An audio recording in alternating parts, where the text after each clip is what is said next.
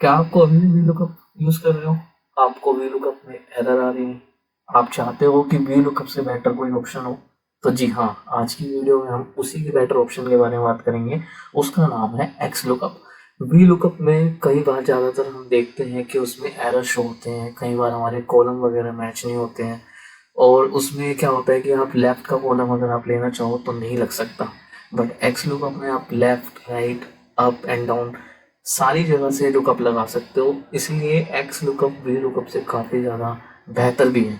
तो चलिए शुरू करते हैं आज की वीडियो, जिसमें मैं आपको बताने वाला हूँ x lookup step by step कि एक्स लुकअप होता क्या है और किस तरीके से इसका यूज़ किया जाता है।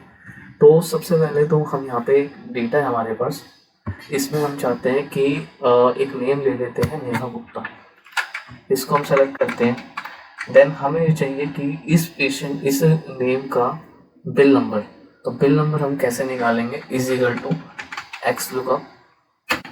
यहाँ पे पहला ऑप्शन आता है लुकअप वैल्यू, कि आप किसे लाना चाहते हैं या किसके थ्रू, किसके बेस पे आप ढूंढना चाहते हैं।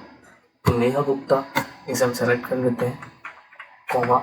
उसके बाद हम यहाँ पे नेम है, इसका लुकअप एरे किसके थ्रू लाना चाहते हैं, तो यहाँ से हम इसके थ्रू लाना चाहते हैं, कॉमा।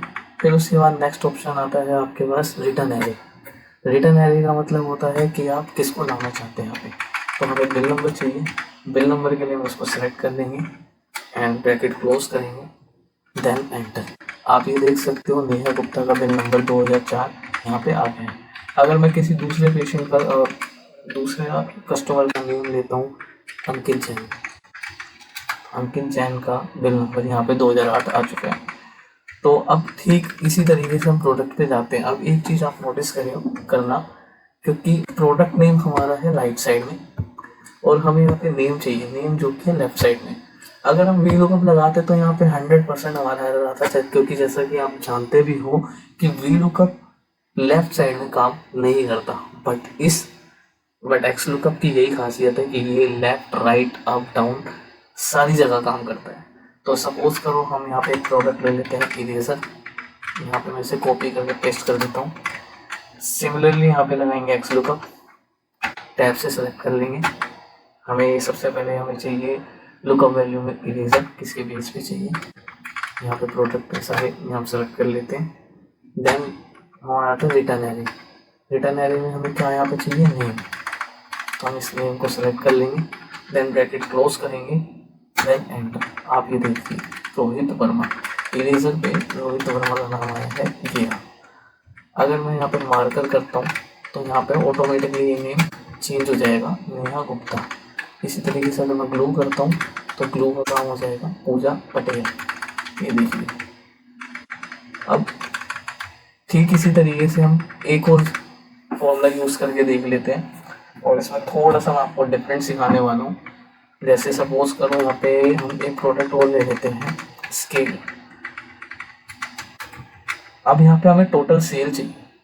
टोटल सेल के लिए हमें सेलेक्ट करेंगे हम यहाँ पे is equal to XLOOKUP, similarly product scale. यहाँ पे हम इसको सेलेक्ट कर लेंगे, कॉमा। अब टोटल सेल चाहिए तो टोटल सेल में हम यहाँ पे आ जाएंगे, तो इसको पूरा सेलेक्ट कर लेंगे, कॉमा। अब इसमें आता है एक नोट फाउंड। इसका मतलब होता है कि आप यहाँ पे कोई मैसेज भी दे सकते हैं, कि यहाँ पे आप कोई मैसेज भी दे सकते हैं कि अगर कोई वैल्यू यहाँ पे नहीं है तो यहाँ पे क्या मैसेज आना चाहिए। तो यहाँ पे लगाते हैं quotes not found, double quotes and bracket close, then enter. ये आ गया स्केल का 180। अब सपोज करो अगर यहाँ पे कोई कंप्यूटर लेता मैं, तो ये नॉट फाउंड, क्योंकि ये हमारे प्रोडक्ट में कोई कंप्यूटर नाम की कोई प्रोडक्ट्स है ही नहीं, इसलिए यहाँ पे नॉट फाउंड आया। और यहाँ पे अगर मैं इरेजर लेता हूँ तो यहाँ पे इसका अमाउंट आ जाता है टोटल सेल का, इरेजर का। तो इसी तरीके से आप XLOOKUP का यूज़ कर सकते हैं और बहुत ही इजी तरीके से आप XLOOKUP लगा सकते हैं बिना किसी एरर के, बिना किसी परेशानी के। VLOOKUP से काफ़ी ज़्यादा बेटर है।